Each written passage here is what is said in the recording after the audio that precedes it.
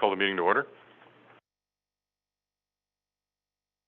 Allegiance to the flag of the United States of America, to the republic for which it stands, one nation, under God, indivisible, with liberty and...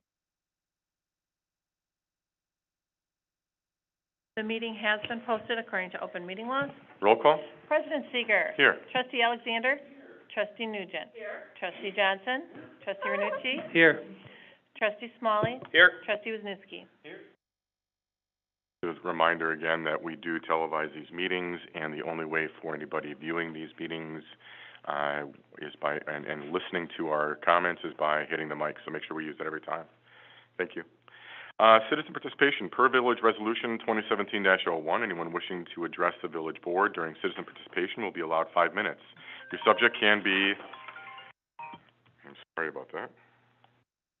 Your subject can be anything, whether on the agenda or not. The Village Board should not engage in a discussion regarding comments because it was not part of a publicly noticed agenda. Upon conclusion of the citizen participation segment, members of the audience are not allowed further comment unless they are participating in a public hearing or specifically allowed by a majority vote due to involvement, or from the Village Board due to involvement in the agenda item.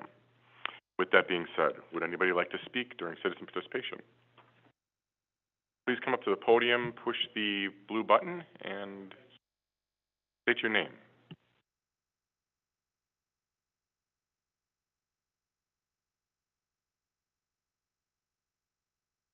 Pat Goldhammer, candidate for the 83rd State Assembly. So hi, I'm Pat Goldhammer. I'm a Republican candidate for the State Assembly for the 83rd District. 83rd District now includes all of East Troy. On April 15th, the Wisconsin Supreme Court approved a redistricting plan that changed our district. This change caused your current Assemblyman, Tyler August, to no longer represent the district as of January 4th.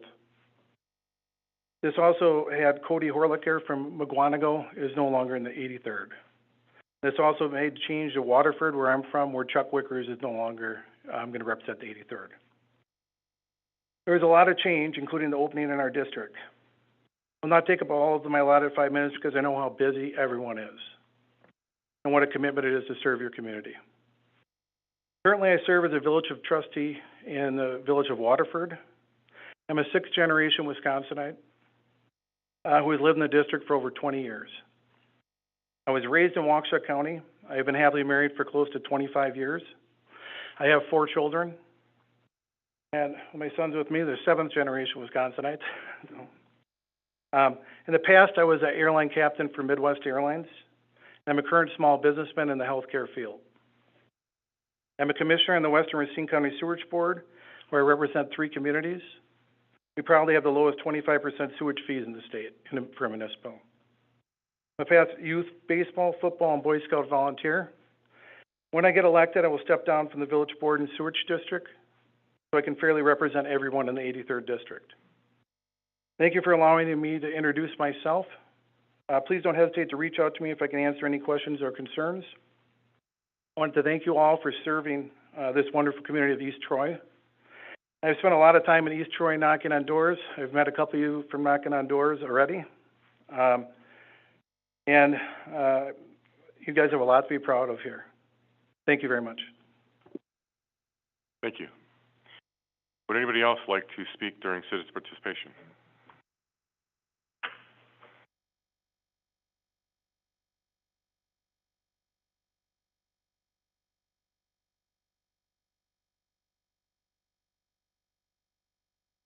Wife's glasses, I was in a hurry, that's all I could find.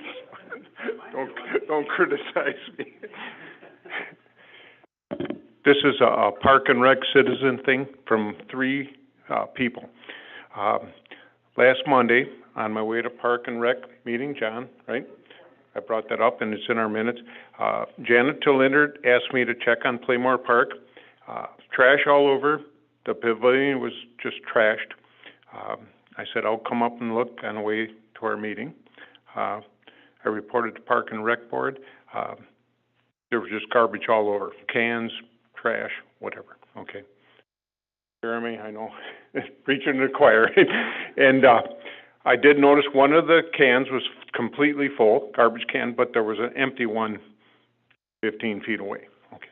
So you could have walked there, throwing it out there. It was, she was upset about it, and I said, I'll mention that, okay, to our board. All right, and then Wednesday, that was Monday a week ago, he was up at the Little League game. Wednesday, I took a bike ride and went over to the Playmore during the afternoon. There was a couple moms there with kids. And I sat and talked to them, and they said there have been times they felt threatened and disgusted also. I said, what do you mean? She goes, well, they come in, some of the kids that come there, they swear, and they don't want their kids hearing that, which I, understood. And one of the moms said one thing that really got her perturbed was they were shaving sticks and sticking them into the sand by the swings. That's not good. Some kid comes off the swing and gets impaled. Not good. And then Friday, I took a ride up after the bike race, about 8:30. They were getting towards the end, and there were quite a few kids there. I'm going to call them kids. Garbage can was turned over. Trash was all over. There were like 7 of them. They looked fairly old to me. One of them looked possibly an adult. And I didn't say anything or do anything. I just kept riding. Okay, but a little scoping out. So I see we have a report at the end, right?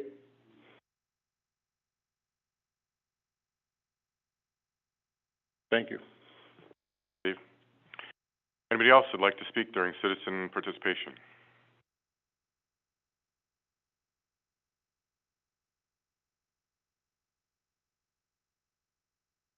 Evening. I'm Ed Hinsberger. I live at 2944 Union Street. I'd like to discuss the Chamber of Commerce's reprehensible conduct during their bike race. Living off the square, one has to expect interruptions such as the 4th of July parade, Memorial Day parade, and various other activities. All of those are limited to a few hours and are warmly welcomed. The bike race was 12 hours of property denial. One of the most protected and fundamental rights enumerated in the Constitution is rights to your property. The Fifth Amendment states that a person may not be deprived of their property by the government without due process of the law, yet this is what the village has allowed the Chamber to do. Property owners were denied access to our property for 12 hours, and the Chamber failed to provide any details of alternate parking or reserved parking until 5 days prior to the race. In the East Troy Village Code 432-26, the section that specifically covers bicycle races states only events which do not substantially interfere with the public rights to travel on streets and highways will be granted a permit. There are 41 affected homes and numerous businesses. Under Section F, discretionary denial of permits, it lists that usage that occurs between 9 p.m. and 9 a.m. The Chamber requested 8:30 a.m.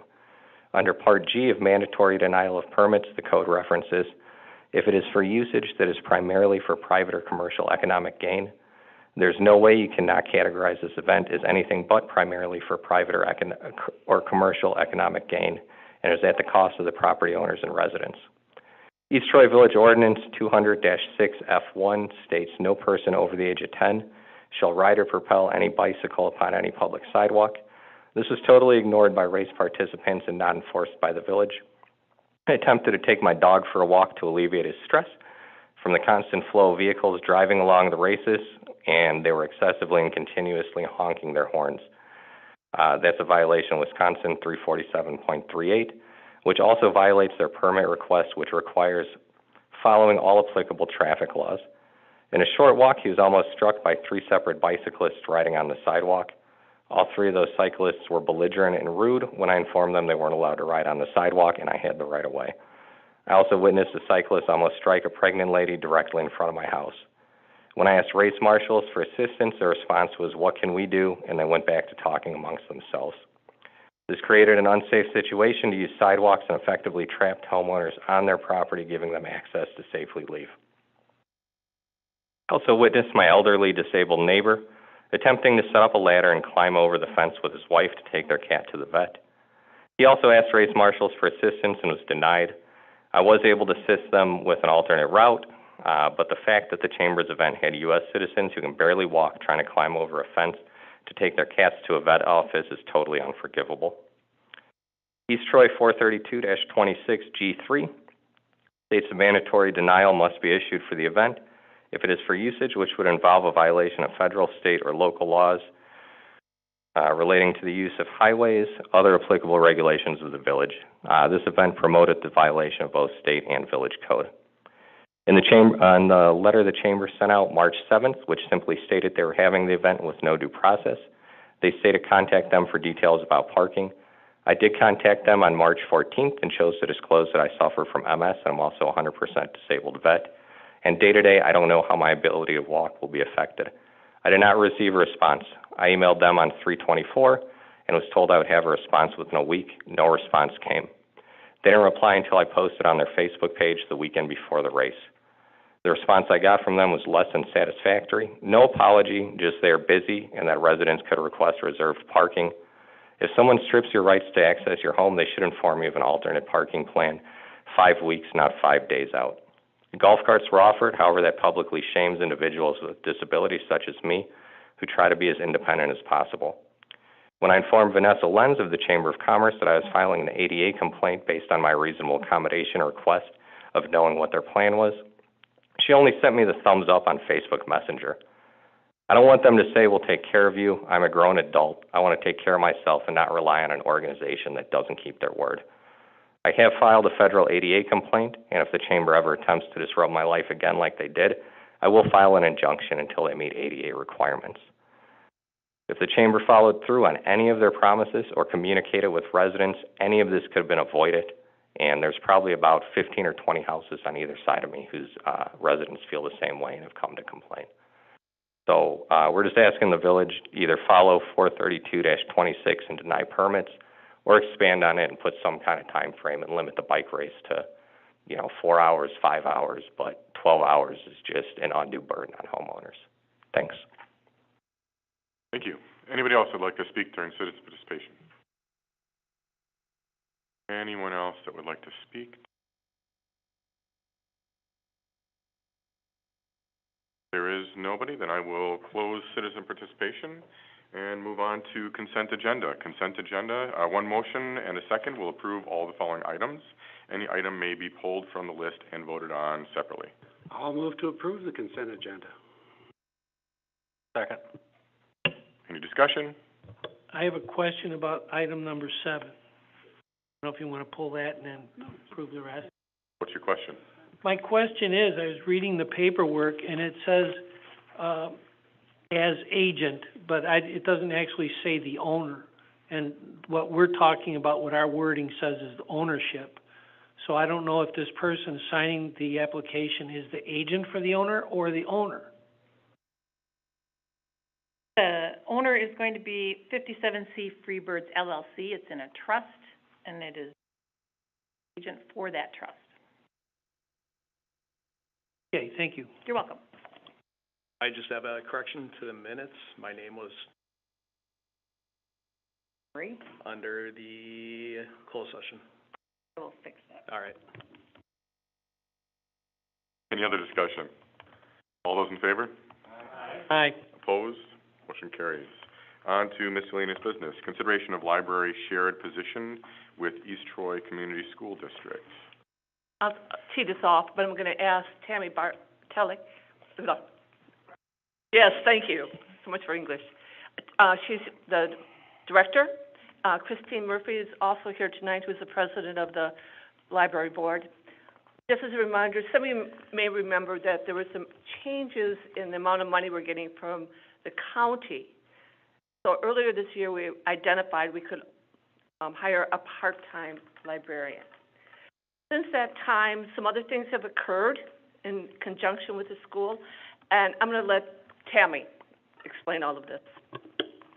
Okay, so in the budget for this year, we did have a 10-hour-a-week position for a youth librarian that we have not filled. Since then, I have left the school district, and they have a 20-hour-a-week during the school year position that they need to be filled. So when I told the school district I was leaving, and they panicked because I thought I was leaving before the school year was over, they were like, well, I need to hire someone, and I need to hire someone. So from that, we came up with this agreement that would allow both of us to get a better candidate. Because if we can offer them 30 hours, or actually it'll be 29 hours, we dropped it down to 29 because at 30 hours some weeks, but not every week, there were a lot of headaches with benefits. Yes, benefits this week, not this month, and back and forth. So, with those hours, we're more likely to find somebody. And then in the summer, it would be, continuing 9 hours a week in the summer with us, which to me sounds like a great gig if I can afford to live on that. And then, but we may actually be able to offer them more hours in the summer in the public library when we need more help. Do you have any questions for me? Question for Mary. With what you just said, is when you said changes from the county, you're not talking about our next agenda item? No. It's just something from this year? No, this is a change in the funding of what the county gives back to the libraries. So that's separate from the Tri-Troy agreement. Mm-hmm. That's via the Lake Shores, right? Walworth County and the Lake Shores. Yeah, they changed their funding, beginning this year, how the funding happened, and so it benefited all of Walworth County. If we go to the Tri-Troy model, we potentially could expand this? Yes, the position, that's the hope. So what I'm thinking is, and realistically, we're likely to start training somebody, and if then we can offer them more, life will be good. Answer from the school district on that section? They have not responded to any of the documents I sent them last week. So, but they were in agreement with the agreement, with the exception of that, the language we added in section H, not reviewed yet, correct? Correct, because they haven't, you responded to me. Mm-hmm. They did not. Okay. I'm only asking because if the board does approve the agreement, they have to specifically either ask that it comes back or allow you and I to maybe make a minor amendment if we need to. Language that we're presenting is not a... The district actually, they told me that they don't have to have their school board, they don't have to have their school board approve it. And I did give them noon today as a deadline, so. Charge mechanism similar to what we do for the SRO? Yeah, it is similar. SRO says 75% of wages and benefits. And then we do deduct any time that the SRO is called away during the time that they're scheduled to be there. So it is similar, a little different, but very similar.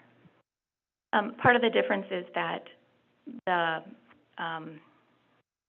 benefits issue, because this person wouldn't receive benefits, but they would be eligible for some paid holidays. So the area that Eileen was talking about was, I suggested that the paid holidays, during the school year, we split at the same percentage that they're working.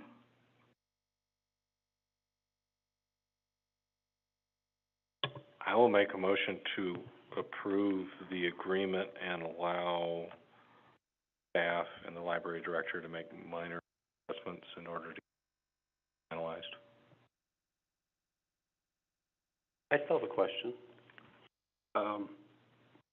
So if the librarian would be scheduled for work at the school district, for 91.5 days at 8 hours per day, Mm-hmm. that is, those would just be certain days a week then, right? It wouldn't be, we can't have a 40-hour week.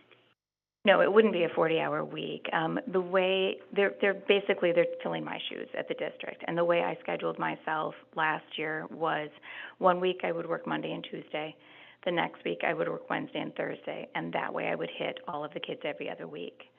That leaves a half a day a week for the most part, if it's a 5-day week, and so the first week of school, the first week back from a major break, the week that we did Battle of the Books, I would work 4 days.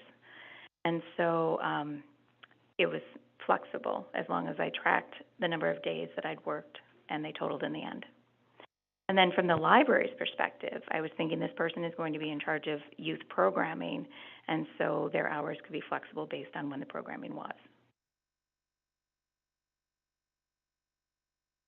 Discussion? All those in favor? Aye. Opposed? Motion carries. All right, update on status of Tri-Troy joint library approvals. The email that was shared with me from John Kendall, person is the representative up for us, with the status of where we're at with their conversations with, our new administrator in the county, and seems to be going in the right direction. Questions about any of it? What are we, I guess, are we at a good enough point to be confident in how we're budgeting?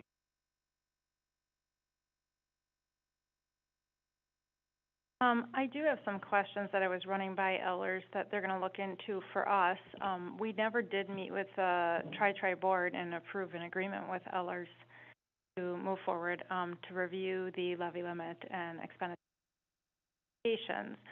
Now, for the village itself, we would run through that exercise as we're doing the FS. So I do have him reaching out to, the Department of Revenue with some questions I have about that one-time adjustment and the budgeting and how that impacts our levy. So hopefully I'll have further information by our next meeting. If we don't have one scheduled, our next board meeting's July 18th. I've already contacted, the chairman for, town of East Troy.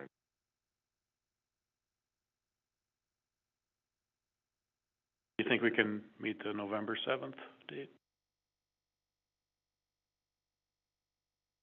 It's not too far away. It's really close. You're talking budgetary stuff, that's tomorrow. I suspect, I just don't know that I can give an. does the county administrator owe a budget to the county board by October 1st? State statute.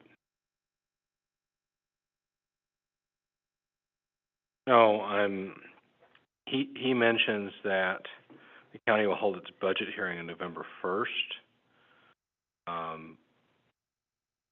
So, again, you know, the state statute tends to like everybody except for Milwaukee County. But Milwaukee County, state statute says that the county executive has to submit to the board October 1st.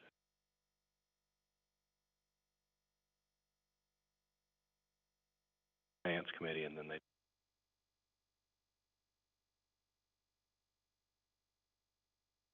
early to middle of November. I would suspect that a draft budget has to be given. I just don't know right before the 7th. Usually the way that works is they send us, basically just a form we fill out saying we're requesting exemption and how much we're levying for the library. And they usually want that before we actually officially have our public hearing because of the timing issues. So if we're not able to get a Tri-Troy meeting until after our next village board meeting, should we consider engaging Ellers to do this for the whole Tri-Troy and then disbursement Tri-Troy meeting? Or we could go to the board, the town boards independently and say, do you want to put this on your agenda for approval? Have them review it at their next meeting, and then we can engage them. And really, Ellers does have some disclosure issues and things where they almost would have to have like a separate disclosure with each municipality and stuff. But I think maybe just send it to their board separately if we're not going to have a joint meeting. And to your question, Joe, on the November 7th, that's actually the date that right now that we tentatively have our public hearing scheduled for the budget. So if he really wants us to have it before then, we will have to bump up our public hearing. So we might end up having a special meeting at the end of October, giving time constraints and everything. If I know that now, we can start rearranging our schedule now.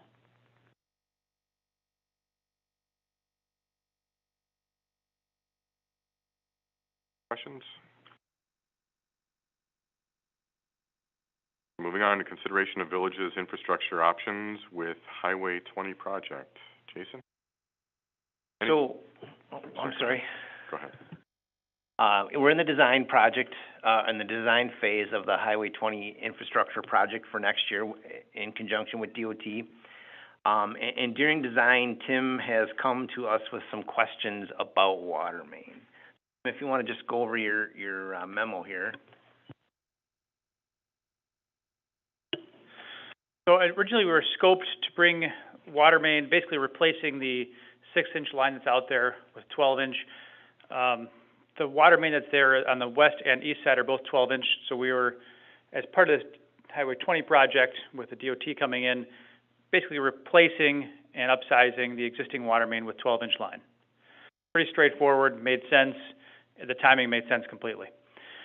As part of that, we were looking at, between basically the railroad tracks and to the east out to Main Street, there's no water main in Highway 20. And we've got some development pressure coming on the south side right now to service that, which can be serviced from Main Street, through an easement. There's an easement that's existing in place there, but how best to do that? It's not an ideal situation. The other question is, how are we going to do fire protection related to any having hydrants spaced out on Highway 20? The other possible advantage of adding this is it does add some redundancy as far as looping.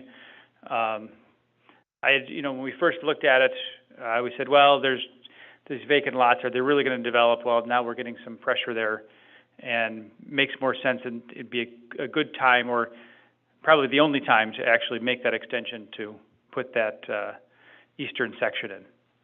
So cost-wise, Jason, your memo alluded to it. Our original cost estimate was much less on the section, we'll call it Section A, the original section. We are seeing upward pricing in water main and most things. The word I heard is that just the cost of pipe is going up about 4% per month right now. Just the pipe itself. What about hydrants? They're all going, everything's going up. Well, I'm just saying, as far as availability. We're going to talk about that after we talk about this. Yeah, that was the next thing we talked about. So there's obviously some upward pricing. Now, if you're going to do that eastern section, now is the time, given the highway construction, you want to get in and out of there before they're there. But it's an open question because there's, the areas can be served without this section. However, it makes the fire protection much better, and also makes the water connections much easier instead of going through an easement that's currently cluttered with some other utilities. So the water connection to those vacant parcels is a little bit challenged right now. Just a couple things I want to add to that. Section A, which is what we had planned on all along, and in the budget, I think is currently at $350,000. The numbers you're looking at here have a 10% engineering inclusion and a 20% contingency in them, which I thought was awfully high. But as Tim pointed out, we're seeing some kind of crazy numbers right now with, and projecting to go up even more by next year. Obviously, we've got one shot at this thing. We all know how long it took this time around. I don't see, us talking about this in 10 years again. It's probably going to be more like 40 years again. It's kind of unfortunate with the location of everything here. We have the cemetery on the north side of the street. Obviously, we won't ever serve any of that with water service, but really feel like there's kind of a hole in fire protection in the area of these vacant lots and the current businesses that are there. So if this is something we were ever going to do, now would be the time. So I know that there is some pressure from potential developments that are happening. Is there any discussion that's been had with them about cost sharing on this? Because if this wasn't a road project, this may be something that we would ask them to do, and what we've asked other developers to do in the past, to tap into water lines. I don't know the answer to that. I don't know if you have any insight on that, Eileen. I suspect the answer is no, that no conversation's been had.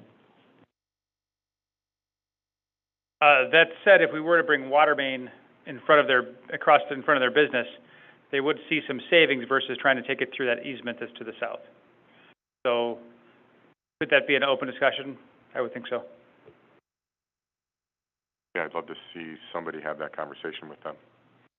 So will this also resolve some, I know we've had some water main breaks there near Frontage Road. Yeah, so that's essentially all in what you'd see in Section A, that in the frontage road where we've had some pretty big water main breaks the last few years. That's all encompassed in Section A. That's what we had planned on all along, to upsize that and replace the pipe. And on the sewer side, would we also be doing similar lateral linings to like what we did with the ES project? Yeah, on a much smaller scale. We've actually already lined some of the main sewer pipe up there, and there's really only a few laterals in this area that cross across the project. So those are really the only ones we would focus on, is anything under new pavement. Jason, on Section A, there's one line that goes to the south. It looks at 12-inch extension. What is that going down south for? So there's a dead end on Edward Street that would be to connect or loop that water main. What's today is a dead end would connect it to that new 12-inch that was put in when Edwards and Brooks Court were extended. So with the water main, you want to always try to loop it rather than have dead ends. Fire suppression and water quality. Yeah, and the question, I mean, so we've got kind of both the sections. The Section A, which is on the top of that sheet up there, that's really a straightforward project. It's replacing an old 6-inch main that's failing with a 12-inch to get the increased capacity. That's pretty straightforward. Really, the question is, from the railroad tracks on the lower half there, do we want to bring a looping water main out to ES? And for the added cost. For the added cost and the added benefit of the fire protection, as well as ease of access to those northern parcels. Would it be connected then at when it crosses ES or no? Yes. Yes, it would be connected. So I just had a quick conversation with Joe prior to the meeting about how much large diameter hose they have on their main pumper, and he says about 1,000 feet. And if so, I measured it to the nearest hydrant to kind of the middle of those lots exceeds 1,000 feet. So just food for thought.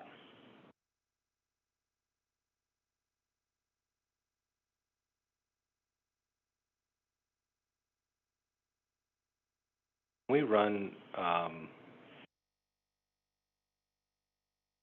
some irrigation lines possibly for landscaping in those islands like we did on the square. I don't know that it would be as easy. It certainly wouldn't be as easy there as it was on the square. We already have the building with the meter and stuff in it. Could we? Yes. It's an added cost and an added maintenance, added maintenance down the road.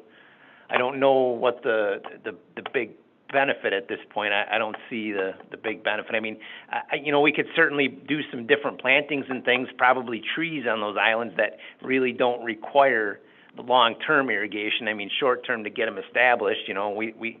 We've had plenty of trees up there, and we don't irrigate those now. I think just the right plantings up there makes sense from the maintenance standpoint. Now that we have a large enough tank to be able to water anything we need to. That's correct. Portable. The other thing, while we're discussing this, and Forty alluded to it, is we all remember the hydrant shortage, and then that's actually gotten worse. So I intend at the next meeting to bring you a proposal to purchase some hydrants in advance so we can get them ordered so that we're not waiting next May when this thing kicks off, that we have the hydrants in hand. At this point, the rest of the materials sound readily available. I hope that doesn't change.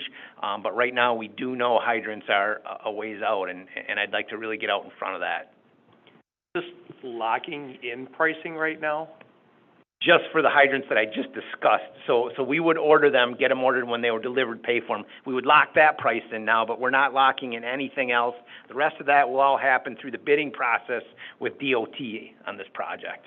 Yeah, so the plan is to let this, in DOT terms, let this with their bid for the road project. Try to get the best pricing, but also let the contractor coordinate it between the water main and storm sewer and the rest of the project itself. What about 2024 portion of the project that is ES and East, is there other water main work out that way? We will have no utility work in that portion of it. Ours is located within 23's project, from from Thomas to the intersection. And they're doing Thomas to the intersection east in 24, right? So we would actually have to temporarily trench the water main where it crosses ES if we were to go that far, right? Temporarily trench it or just patch it in. Okay. The other thing you could do is you could bore it, but I wouldn't. Yeah, that would be too expensive. Yeah.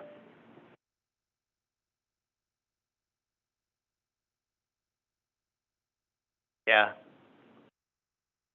I do think they're helping us out a lot in pedestrian accommodations on this project, and obviously the utilities have to pay for the utility infrastructure. So, to Scott's point, is there an opportunity to have a discussion with the vacant lot and see if there could be some cost sharing? I think you can always have a discussion, right?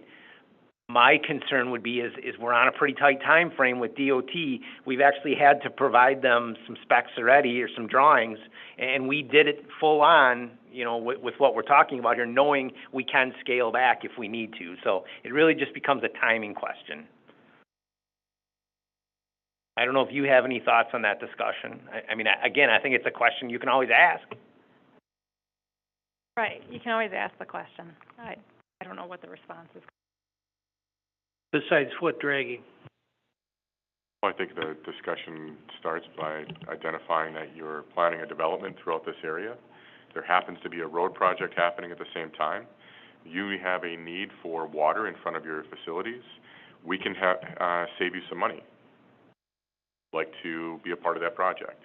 That's how this conversation is led. I don't know, if you need me to be in that discussion, I'm more than happy to do that. But I definitely need Tim to be a part of it as well, just to identify the engineering stuff that I just don't know about. Be happy to.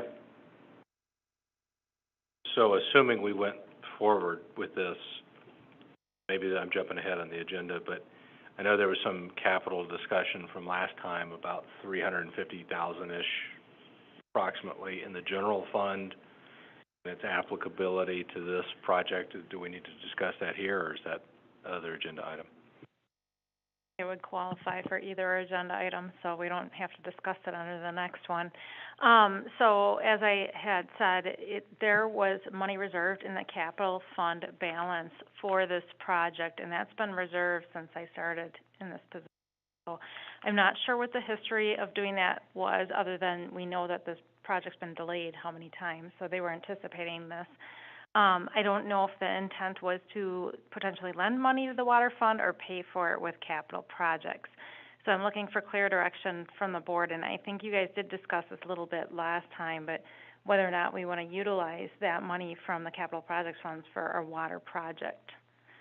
As a reminder, we already loaned the water fund over $1 million for projects, which was a win-win situation. They got a lower interest rate, and we're earning more interest than we are on our investment. I would rather continue that policy than just use capital funds to outright pay for it. Just on the topic of materials themselves going up in cost, the industry that I'm involved with in commercial building, the materials are plummeting right now, the cost of. But in municipal road projects, is that not the same? It's not the case at this point. Is it going to happen? I mean, you saw lumber climb up and come back down. Will it happen? Maybe. One of the issues that we have is we have basically two materials we use for water main. One is ductile iron. The other is PVC, the C900 PVC. That's what the village specs is, the C900, which is a good thing because the ductile iron is available about 9 to 10 months from now. If you order it today, you're almost out a year. So the PVC, which is a oil product, which is oil dependent, fluctuates with oil. So is that price going to go down? Probably not. Wouldn't you think, too, there's going to be some pressure on the pricing due to the bipartisan infrastructure bill? Yes and no. I mean, that is more road construction based. There is some water. I mean, there's bipartisan everywhere as far as funding buckets. But the economy, I guess, is that gonna just be municipal work and federal work, or will some of the private work drop off? Who knows? It really is a shot in the dark right now. I mean, I thought about that. I thought, should we really try to buy all the materials for this project next year? And I think there's a little bit of risk in that with what you guys just touched on, is some prices could come back down, you know? But with the hydrants, I'm just concerned about availability. That's what I'm really concerned about. That was a brass shortage, right?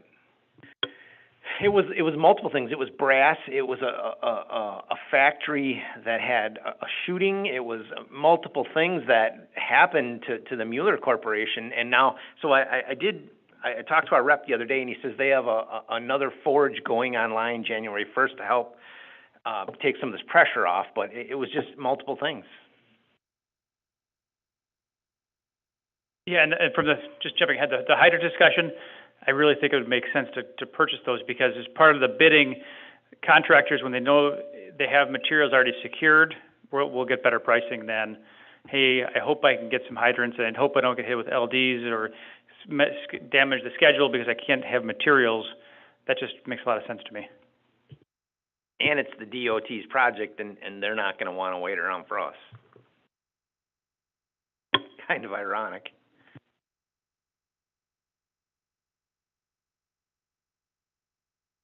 So you'll bring the hydrant piece next time. Yes, however, I will need to know how many hydrants we're looking at. So what is section B? That's an extra 2 hydrants, right? I have to look. 2 or 3, I think so, it was. 2 or 3. So. And I think we can certainly have that conversation with the potential developer. My concern is, again, timing of things.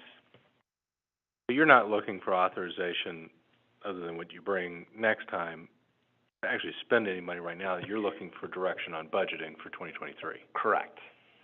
Well, and essentially what we're providing to DOT, because they're starting to pull all the specs together to get this thing out on the street for bid, you know, late this winter. And their process is, big surprise, their process is very long. And so we're getting a lot of pressure to get them information, and the sooner we have a decision would be helpful. I mean, I think we've got a little bit of time on this, and correct me if I'm saying something wrong here, Tim, but we're going to need to have an answer pretty quickly. Go ahead. So then would we be able to potentially have this discussion that was talked about before our next meeting? And then maybe have some more input with regard to moving on with Section B and the number of hydrants at that time? Do you think we'd be able to have that with this developer? And if we have a couple of extra hydrants, we just put them on eBay, try to make some money?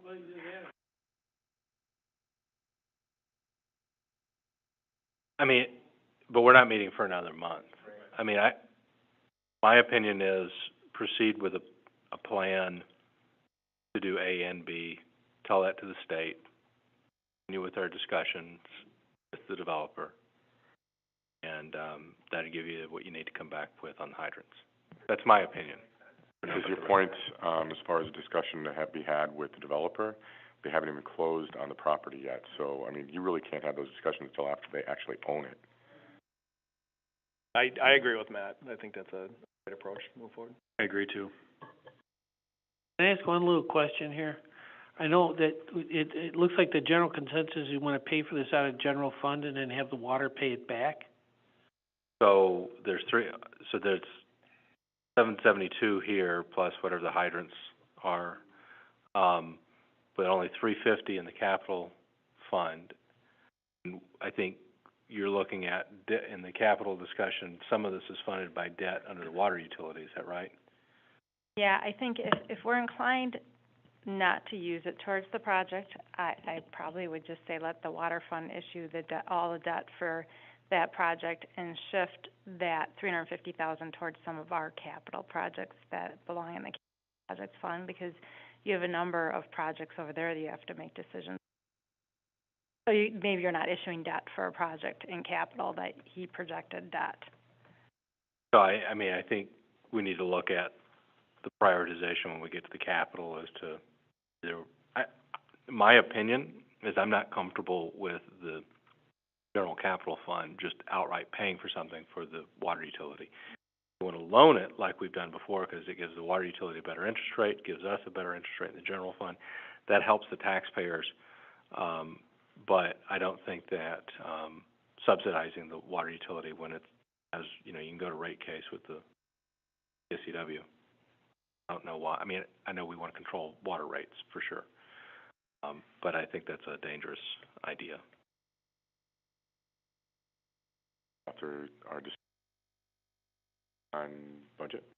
No, I want to discuss prioritization of all of our capital and then probably make that decision in our capital item here, because I want to go through our discussion of what everybody thinks is a priority. Because I know we've got the ask from the fire district on the truck, or other things, and so,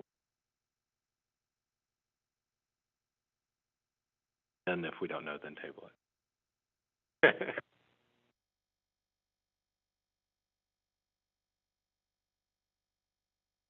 We good on the water? So, now crosswalk. So I handed out an exhibit to everybody, and this is something we've previously talked about. Again, same project. DOT is asking about crosswalks. So currently we have a crosswalk at Edward Street and newly at Burns Street. We recently installed the flashing lights at Burns Street, and I've seen that work, but Chief Swindrowski has heard complaints that it's still not effective, and I think the reason it's not always working is because of the hill there. I think that's the challenge. People come over that eastbound, come up over that hill, and there's, you know, someone in the crosswalk. So what I would propose to you, and what I'm showing you, is eliminating the crosswalk at Burns Street with this project. Essentially, then we would still have one at Edward Street, and then there would be a new one at North Sterling Circle, where Sterling Oaks comes out to Highway 20 there. And that's what the drawing currently shows, all three. I'm proposing we eliminate Burns Street. We take those flashing beacons we just installed at Burns Street, and we move those towards Edward Street. And then, so I'm asking you for direction on two things. Is that would you be okay with seeing that? And then secondly, would you, if we did that, would you want flashing crossing signals at Sterling Circle as well? I thought that's what we talked about when we put it in at Burns, so. I think that that's necessary along that stretch of highway until they decide to lower the speed limit through that area. The hill that we're talking about is being cut down about 1.5 feet, and that will certainly help things, but it's not going to be completely eliminated. So I'm still fearful that we get through all this, there's still an issue. And I think having one at Edwards and one at Sterling Circle is appropriate as far as spacing of crosswalks. So I really think eliminating the one at Burns and moving those signs is the way to go. And then we're probably talking about another $10 to $12,000 for a set of those flashers which we could include in the project. It'll be our cost, the village costs, at Sterling. Chief, how do you feel about that? You're comfortable with the elimination of that at Burns? Makes sense to you?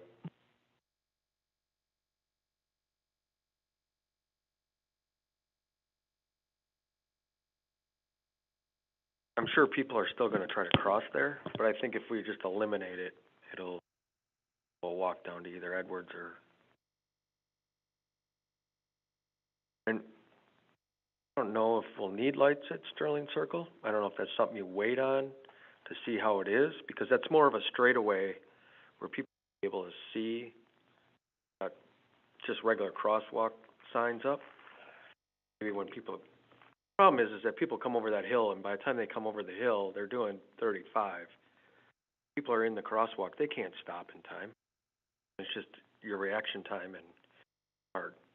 They have people coming across though at Sterling Circle, and you got the lights just down there on the S, people are gonna come from Aguanago, go towards the Whitewater, they're gonna make that turn, and you're gonna have cars coming in, you know, that may not be regulated by the stoplights per se.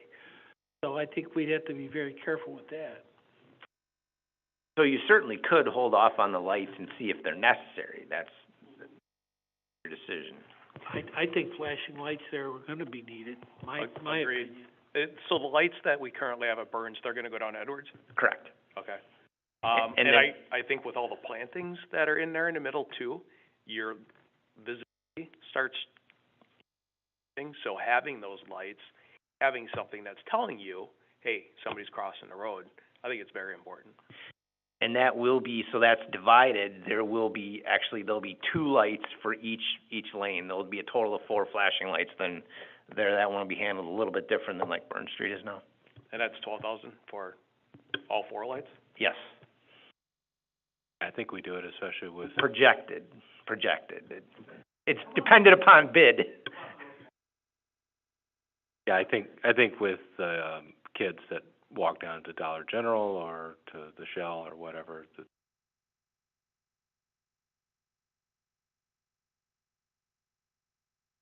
Okay, that's all, the hydrants we talked about, that's all I had. Thanks. Jason, one quick question on the hydrants. I know you figured out a certain number that you're gonna need, but would it make sense for us to get an extra 1 or 2 now? We do have 2 right now. You do have 2 extras. Yeah. Perfect. All right, we'll move on to 2023 budget review session, capital projects, 5-year plan. I hope everybody read Eileen's memo. And we're going to really just jump into the meat of it and where we're talking about the questions in fire and park and rec and items that are kind of question. Correct. So since the last time you guys saw this sheet and had a little bit of sticker shock, we have made some efforts to reduce some things. Chief DeGaro had reduced some of the fire and rescue capital budget items. Some of those may come back in the future, but we were able to reduce quite a bit that way. We also took out assumptions for all those bipartisan infrastructure projects because it just didn't seem to make sense to be budgeting for 4 of them when it sounds like it's going to be a long shot to get 1. So we did make that change. We have 1 in there still, and we are currently, that is a committed fund from ARPA because that's how we had authorized the Energy Drive project. So that gets you up to speed on the modifications that were made. So under my recommendation section of the memo, that's kind of where the meat and potatoes is, where we need to discuss direction to staff.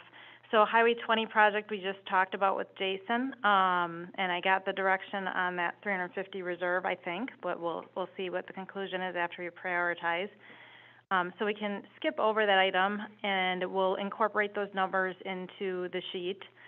The next item is 2023 sidewalk completion at the east end of ES from the Highway 20 intersection to approximately the bank location.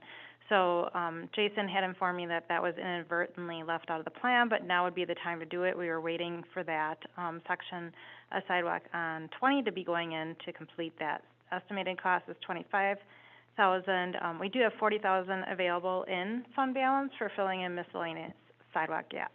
So Is that gonna include the crossing lights then for Energy Drive? So what that is it would be included in the DOT project, and so the DOT is gonna stop their walk at ES and 20, so it would be continuing kind of around the point, back to where we stopped. I think by the bank driveway was where we stopped. So there's no crosswalks included in that across Main Street or anything, it's just to make that connection. The plan with that crosswalk would be when we actually have somewhere to go towards the dog park, Village Hall, wherever, we would do the crosswalk with that section, because at this point, just putting that crosswalk in, it would be a crosswalk to nowhere, there's no walk from there on. Right, but I think it would still be nicer for people to try to cross the street if they wanted to go to LD's or to the dog park. And we can do it now, it's just gonna drive that number up. And I just thought that was gonna be in the plan, that's all. So are we good with adding this to 2023 and with the proposed funding? that we're suggesting, or do you guys wanna discuss, do you want me to review this and discuss it all at once? I think we just have to simply keep the mindset that we're looking for places we can cut. Really have to start thinking about what we can afford. And in this discussion, yeah, great, put a crosswalk in, but we haven't even agreed to even put a sidewalk in yet. So let's focus on what we've got in front of us that we already have to eliminate, much less adding anything to it. That's my only concern. And I want to be, my mindset too is careful about net new versus then cutting back on maintenance. Have to have a fire capabilities, gotta have water mains that we were just talking about versus I don't have to have that. I don't want to end up in a situation where we've built a lot of net new at the expense of not maintaining things that we have. So that's where I was looking at. Because I don't have a sidewalk over there and I have parking lots there, I'm inclined to say that this is one that we don't do. Not my preference, but buying crossing lights to what we were just talking about a minute ago on. I agree with that. Yeah, I'd rather put that on the block.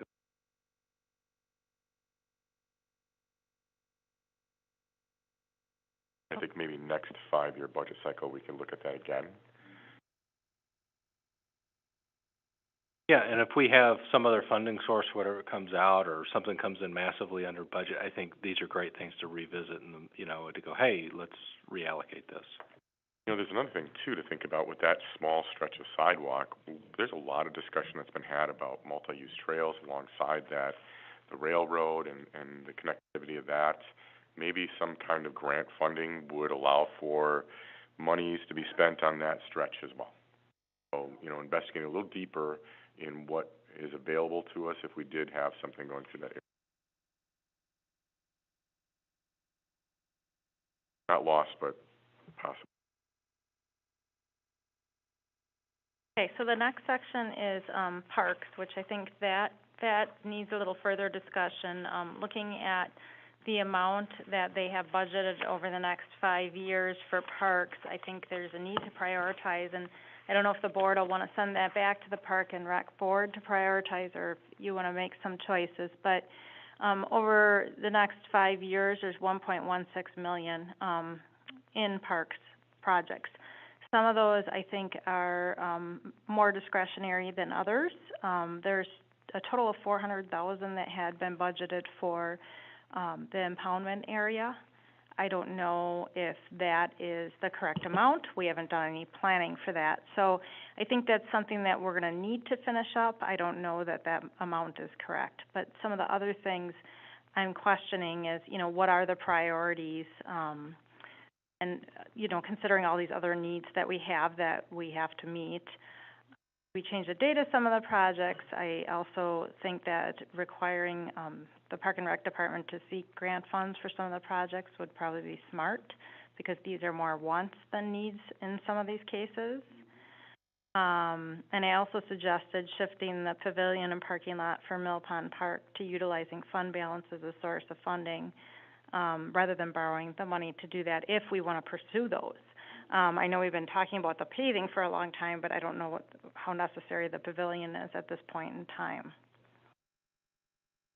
Yeah, I looked at a lot of these and I felt that a lot of them would be nice, and given where we're at, I want to fund parks, but I want to make sure that they're usable, and like having $400,000 for the impoundment area, we don't even have a plan yet. I think we should budget something, but at the same time, if we're talking about a natural type environment, other than getting it planted and growing and then cutting a trail and buying some picnic tables and I'm struggling to come up with where's $400,000 going. I don't know if the parks they had more detail behind. That's another one that I think we should be investigating what's available as far as grant funding for multi-use trails, the connectivity between the communities along that creek bed. That doesn't sound like something that we need to finance. It sounds like something we could, for funding. Parks Department does have, there was money reserved in fund balance for a community service project, it was called, and the intent was to do a major project for parks with that funding, at least when that was originally designated. Currently, I believe they're funding the splash pad with that, which I don't know that the board has officially said that they would like to pursue that, but it might be an option to take that fund balance for a parks project that we think is more necessary or maybe won't incur as much maintenance costs rather than the splash pad as well. Jason, where do they intend that splash pad to potentially? Playmore Park. So I'm just looking past your memo, Eileen. I'm just looking at at items here that are general obligation debt, and not the ones for parks. Lake Bluff Walking Trail Boardwalk, 2025 general obligation. That's a go for a grant. Like, the prairie that's back there is a mowed path. It's just like the prairie behind my house. Everybody loves it. I have never heard anybody go, I know, we should make this a developed boardwalk or something. I just am not there. Now, I know some of this, I think, was to take it back down to the lake. But again, I would look for a grant on that, and there's going to be a lot of grants on these things because environmental concerns. So just kind of down the list here. So these are my opinions. The next one is the impoundment redevelopment. Again, I wouldn't do general obligation debt. I would find, like what Eileen was just talking about, what do we have for major projects? That helps us finish a major project and make it right over there, but we've not issued general obligation debt for it. Play structure at Mill Pond, I think maybe there's a fundraising opportunity locally. I mean, is there really a pressure for that? I also have concerns about, now I had another thing, if we can't get our arms around the vandalism that's occurring, we want to go build another play structure.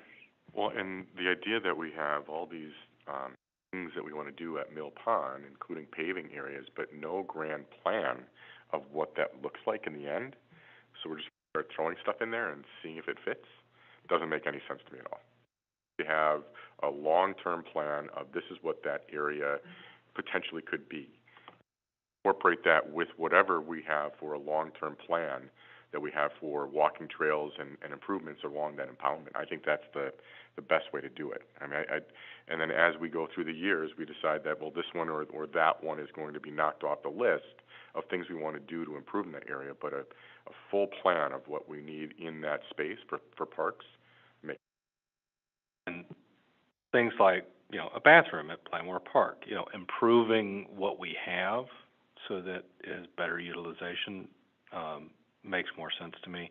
I'm still fundamentally opposed to a splash pad, though. When we are part of the Booth Lake group, we have a whole beach. I'm struggling to understand why we need a splash pad, and this continues to be a discussion. And maybe I'm not hearing from the right people in the community. I'm not hearing an outpouring of need. I agree with you on that, but I happen to have spent a lot of time in the Drexel Town Center area. Splash pad. I've been there during the week, during the day, 10 o'clock in the morning, and that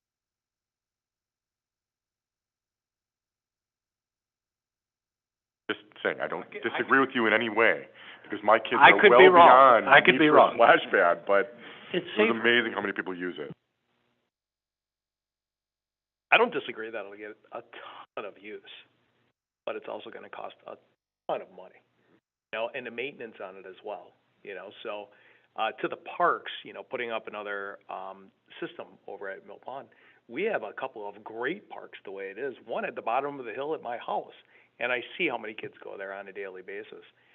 There's a good handful, but there could be more, so if our parks were so packed that we needed to put up another system, we'd have to look at it, but I don't think we're there yet. I would also prioritize then, instead of more at Mill Pond, how do we connect the people who live out that way. We've already put in that trail there to the subdivision, but how do we get it out to the people in the apartments so they could come down and use it? We go build a play structure, and then they're still gonna have to drive down there. So that doesn't make any sense to me either. And I agree with you, Scott. If we're gonna do a lot there, I'd like to see an overall plan. All of this, I want better, greater parks, but I want to increase, as you said, Jason, I'm totally in agreement with you, the usage of it, solve the vandalism problem, make what we've got already even better, and then talk about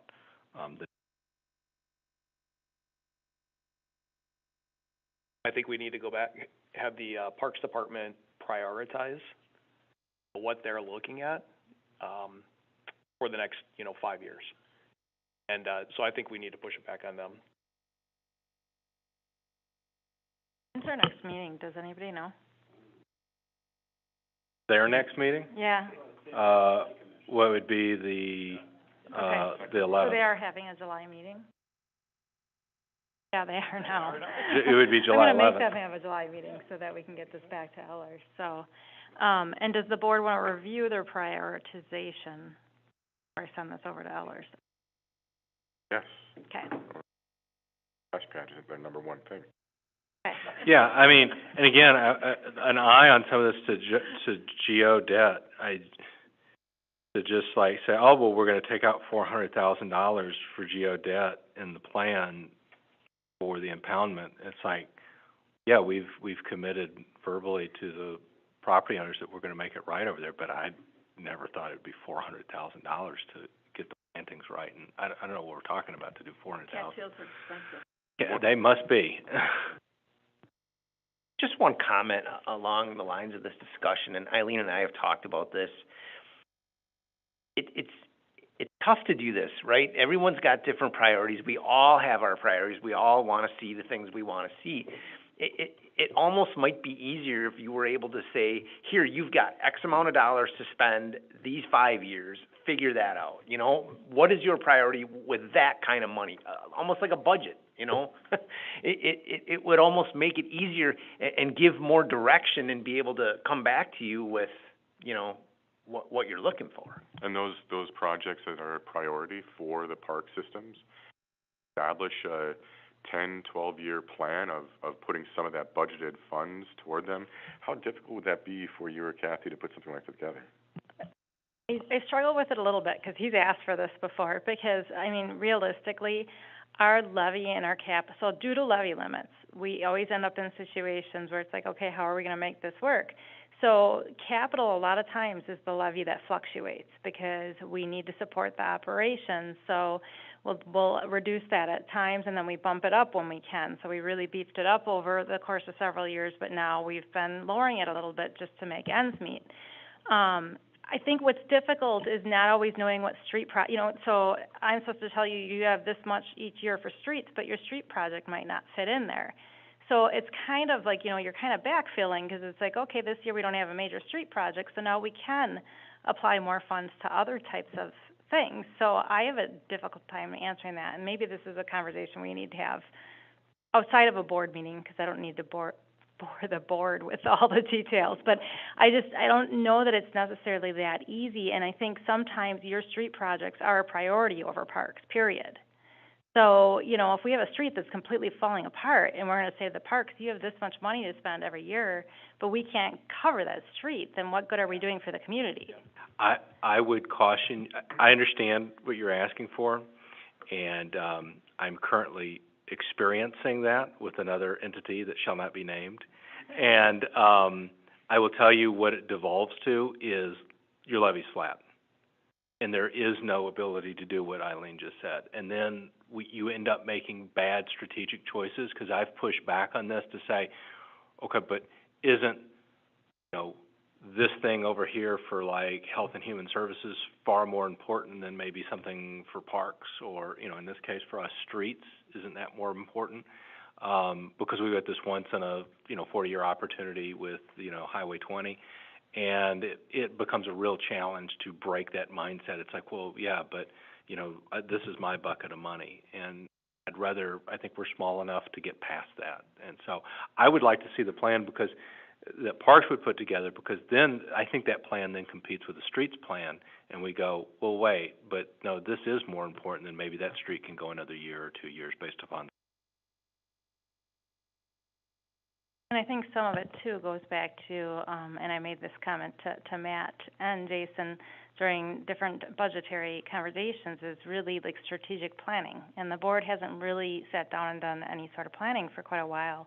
We did the economic development planning, quite a few years back now already. Well, not that far ago, but like 2018, seems like a long time ago. And that really identified a lot of our goals, outside of not only development, but, you know, a lot of our goals for pedestrian-oriented community and those type of things. And I think it's probably about time that the board starts having a session or two like that to really talk about what are our priorities again, because that helps staff identify what the important projects are. I think too, when you're talking about the parks projects, especially when you're talking about a splash pad or increasing the amount of park systems we have, you necessarily going to need to increase the amount of staff you have as well, just to be able to maintain those structures. So it's a tenfold type of situation here. Almost need to look at, you know, two buckets. So what do we need to do to improve what we currently have? What's the nice project to add in the future? Well, and I think that's an important message that's gonna come from tonight's meeting back to Park and Rec, is how can we make what we have better rather than trying to develop more? I mean, 100%. And I know we have exactly the capital fund issue that Eileen said. Parks is one of those things, kind of like also at the library, where I think there are fundraiser opportunities within the community for businesses to jump in and sponsor something. I would look at parks to find other opportunities. I really struggle with taking out debt for this unless it's a massive, like, need to maintain something for safety or other things like that in a park, or it's going to generate. So that's the other thing is we're going to take out all this debt, but it's not going to generate any revenue back, and it's also going to increase our maintenance costs. Well, so I'm a little worried about those types of things.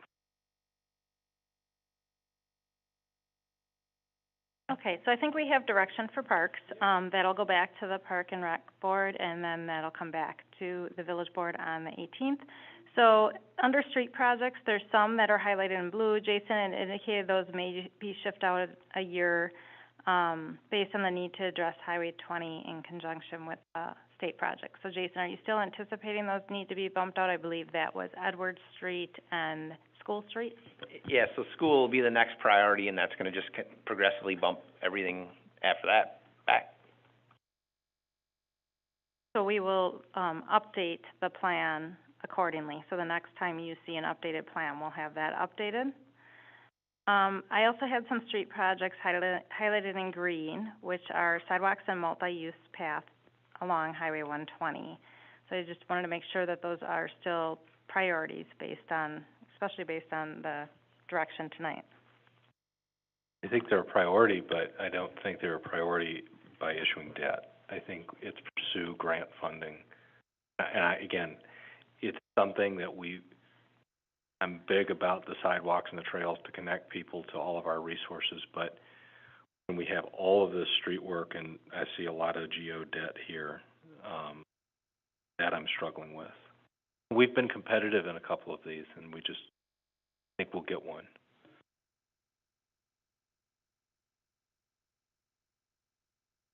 Okay, that's all I needed for direction. I know I have Chief DeGaro here and our Library Director, Tammy Bertoli.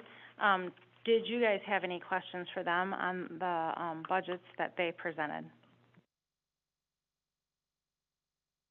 Do we have a concern, Chief, on timing to get this equipment? And we've started talking about supply chain issues on the water utility.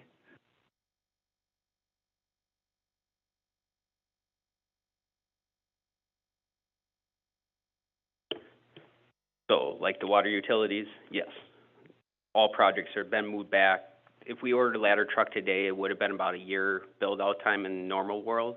Right now, they're estimating at least 2 for a build-out on one. So that can be taken into consideration too when we're looking, because even after you and I spoke, we went back we'd probably be looking around 2025 by the time we finish planning on this What ladder kind of truck. deposit do they want when you order the truck? That is up for debate at this point in time, depending on what vendor we go with. Do they normally look for 50%, 60%, 25%? Usually you'd end up going with 20% down. Some you don't have to pay until delivery. E1 is one of those that we would not be paying on until delivery of the truck with no deposit down.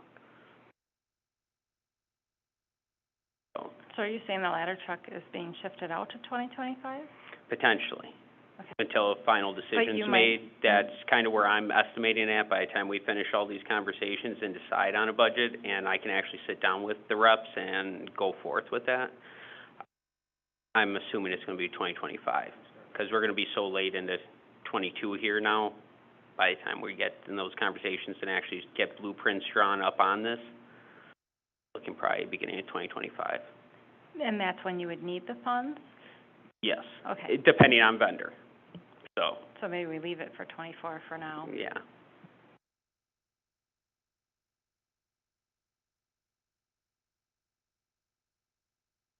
Is this something that we should discuss in our Tri-Troy meeting? Because the other half of, I guess the other big piece of this is the town of East Troy. I don't know what they're doing.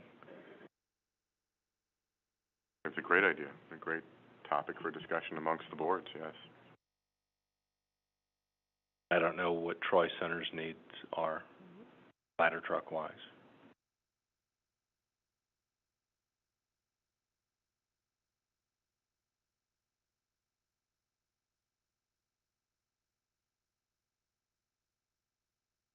Library, I think, there's a lot to be talked about after a potential Tri-Troy library. That changes everything. I don't have any concerns about what's being asked here for the library. It's all.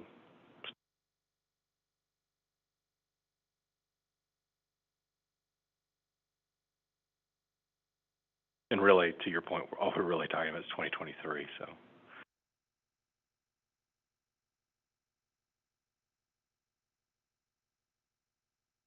What about, so do we need to finalize then a decision on the water piece from the earlier conversation?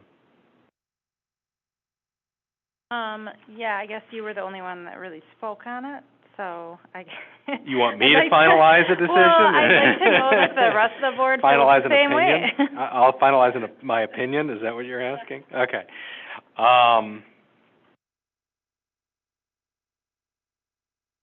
And that would be 2023 GO, what we'd be talking about if it was. Correct, for the water fund, if we issue debt for that project, that'd be a 2023. Did you have a chance to talk to Ellers about a revenue bond?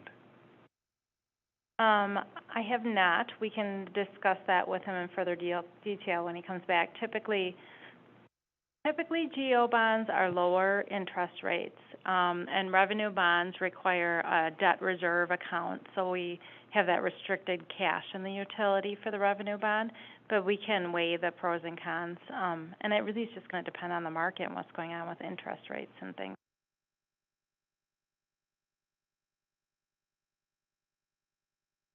Borrowings, do we have the opportunity as a municipality to borrow from insurance companies? Insurance companies are going to become the biggest lender once inflation really elevates. Only one sitting on a lot of cash. Never heard of that as an option for a municipality, so I'm guessing the answer is no, but I don't know for sure. Borrowing rates are not dictated by what the standard rates are.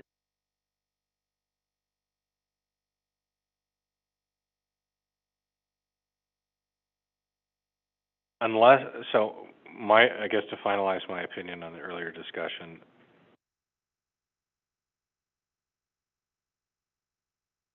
I'm inclined to say have the water utility issue the debt, talk about GO versus revenue. Take the $350 in the capital that was reserved and use it to offset some of our other GO elsewhere, unless interest rates continue to get out of control then it makes more sense for us to do a loan back. But I would not flat out pay for something for the water utility like that.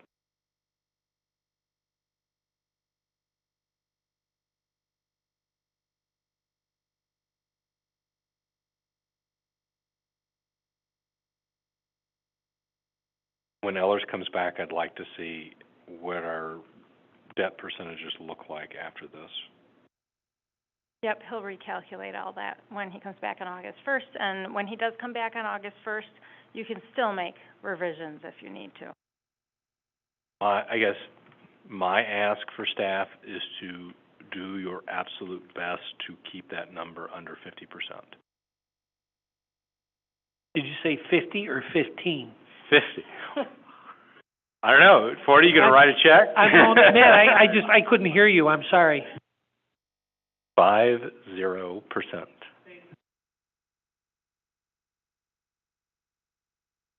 I'm sorry, Matt. I apologize. You just tend to tail off sometimes.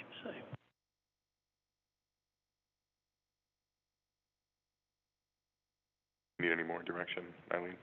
Nope, we're good, thank you. All right, moving on to ordinances and resolution. Resolution 2022-07, amended final resolution levying special assessments for 2021 street project. Amendment applies to 3 properties. I will open a public hearing at this time. By opening the public hearing, anybody in attendance can speak on it? No? Like to close the public hearing. I'll make a motion to approve resolution 2022-07. I'll second. Any discussion? All those in favor? Aye. Opposed? Carries. Ordinance 2022-07, amend the zoning code to establish a central business transition district and related matters. Application 2022-15. Make a motion to approve ordinance 2022-07. I'll second that. Any discussion? All those in favor? Opposed? Motion carries. Ordinance 2022-08, amend the zoning code to establish a mixed business, light industrial business, or design overlay district and related matters. Application 2022-16. Make a motion to approve ordinance 2022-08. I'll second. Any discussion? All those in favor? Opposed? Motion carries. Resolution 2022-11, intent to not accept donations for election administration. Well, this is nice and simple. I'll move to approve resolution 2022-11. I'll second that. Any discussion? All those in favor? Opposed? Motion carries. On to reports. So, airports. Black and those coming in? I wasn't aware that they were that delinquent. This is all, yeah. Right. Yeah, so Bunch of them are the same. So Jason and I are getting together. This and a couple other things are items for discussion that Jason and I are trying to schedule. Trading some emails earlier.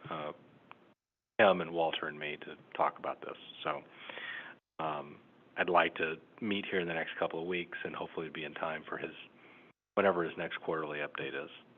Next year. Yeah. Do these come with a decoder ring or some sort of mapping that I can figure them out? The reason I ask is, I'll let you know if I find one. Yeah, okay. How about old business, the safety program follow-up, handheld Unicom radios equal FIDA? What does that mean? I don't understand I don't know either, and that's, so, okay. Yeah. I've got a good question though for Please. you, really. I was just perplexed, and of course, that doesn't take a lot from me. I wasn't going to say anything. That's okay, John. I'll admit it.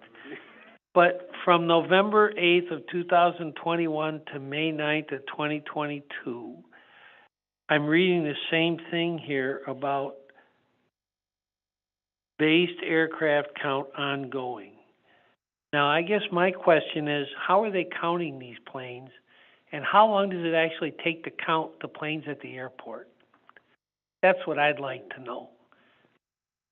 Like counting sheep, right? I guess so. You How many go fall over the asleep on the fence, you know, taxiway. and Sheep behind locked hangar doors. yeah. It is a little bit of a guesstimate. I know, Lori, you've done some of this in the past, I think, with Walter, but I don't know why this continues to be on there. I thought my last conversation with him that this was done and taken care of. Nah. I haven't, participated in the count. I thought you had to have something for our insurance purposes. For our insurance purposes, they'll ask that, and we pretty much respond with what we know is how many hangars we have. Not specific. It's the FAA. Sometimes they'll ask us for the planes, and we'll do a more in-depth survey, but I haven't handled that for several years. Doesn't the DOT normally ask for that? They used to have a annual publication that talked about based aircraft, I mean, among other things. You know what, whenever we get those report requests, we work on them. Okay. So I think some of that too is now online, to your point. So I think it's always subject to, revision, which is why it ends up on there. But I agree. I mean, I'd like to see from him more of an annual, like Q1 we do this, Q2 we do that, Q3, et cetera. That, just make sure that when you have that conversation with Walter, explain to him that this board will no longer accept this kind of minutes from the meetings. It needs to be an actual dictation of what happened at each meeting individually, and this mass amount of information thrown at us at one time will no longer be tolerated. I agree. In this discussion that we're talking about and laughing about, and I do agree it's a bit of a joke, the counting of these planes.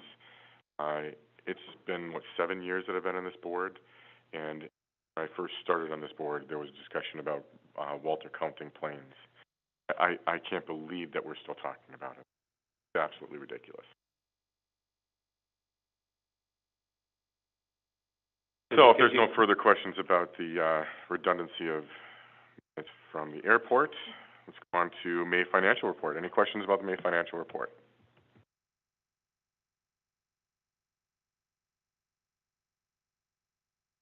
Draft planning commission minutes from 6/13.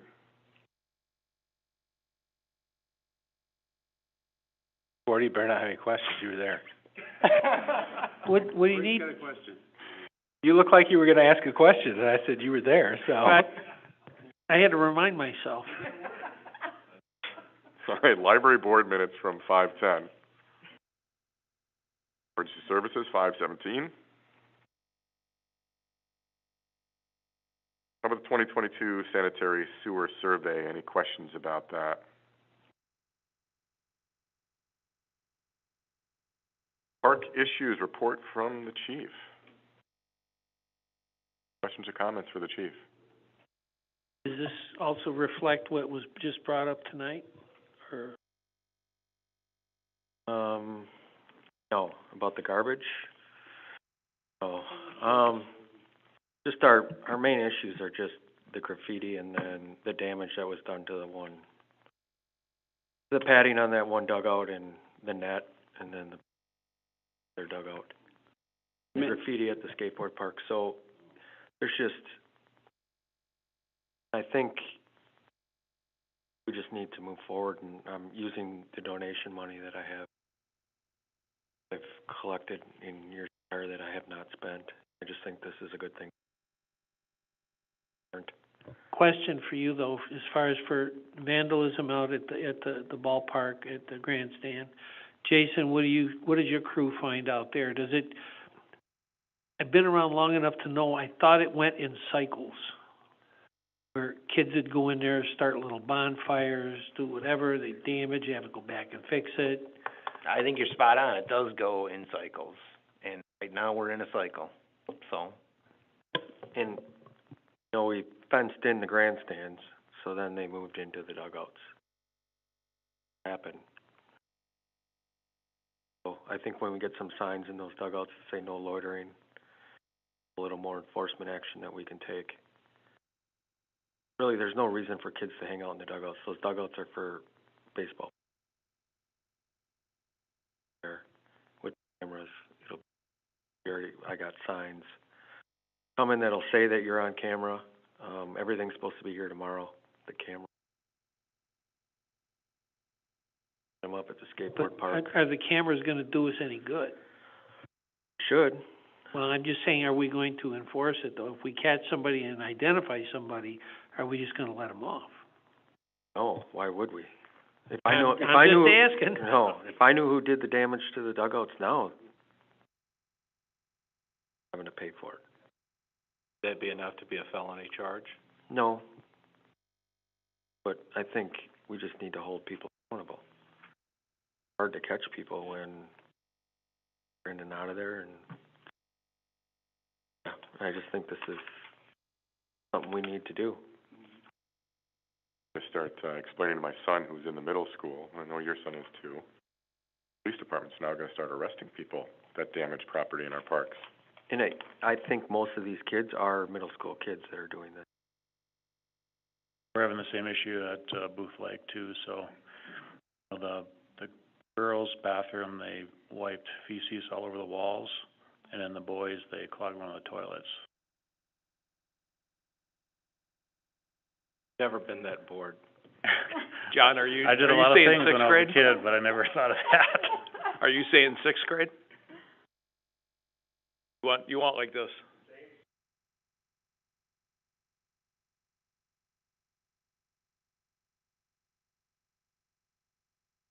John, are you seeing anybody over there at Playmore? That would...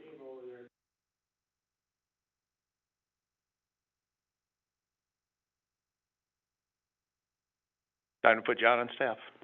And Get the cameras rolling. I was waiting to see if it would slow down a little bit with the summer, because it seems when the weather gets nice, schools let out, Playmore Park is packed with middle school kids. And then they make their way over to the ball field. Kids they don't take the bus home, they wait for their parents to come pick them up then. That's a big issue, is school.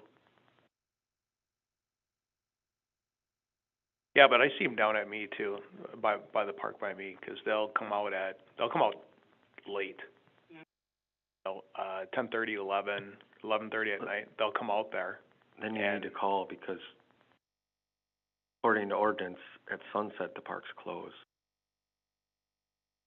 I usually yell at them. Well, Get off my lawn.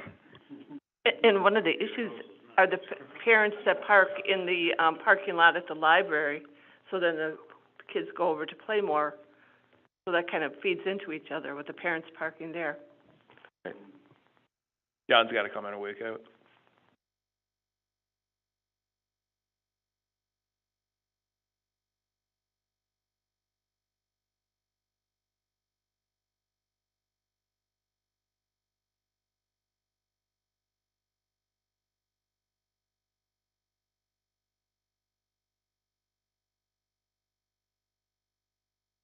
We planned for that some years back when I first came back on the board, and I was told that it would look like a prison facility if we ran the fencing all the way up to the top. Because I had two separate companies come out and give bids for that.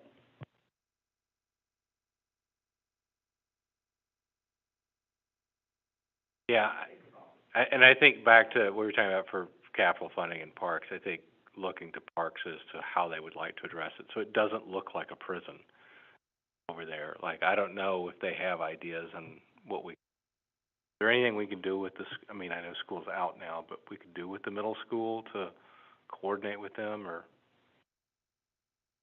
I don't think so. I mean, parks are open to everybody. No, I'm not saying it was just, from a communication standpoint to parents or things like that.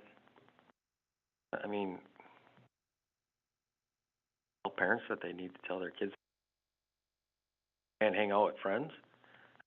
No, but I think to what Scott said, I mean, we're gonna start this is gonna be recorded and Right. identify you, you're gonna be arrested.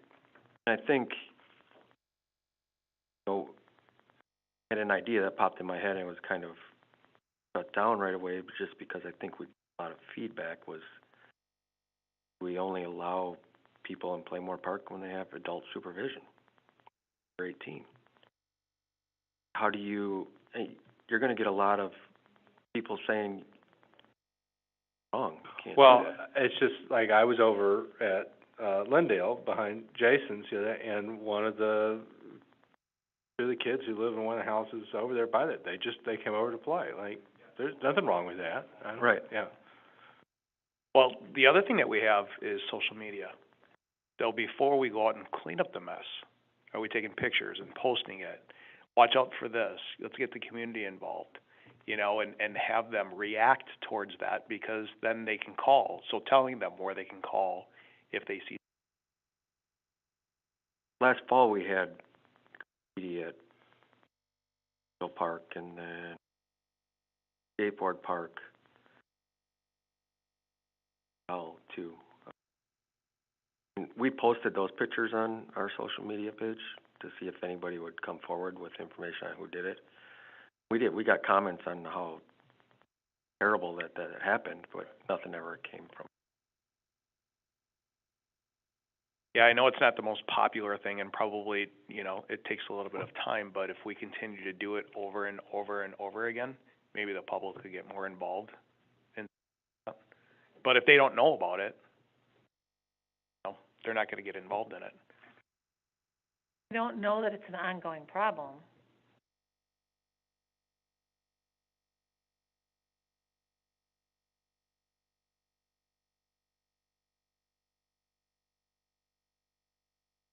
So, I'll make a motion to adjourn. I'll second that. all those in favor? Meeting adjourned.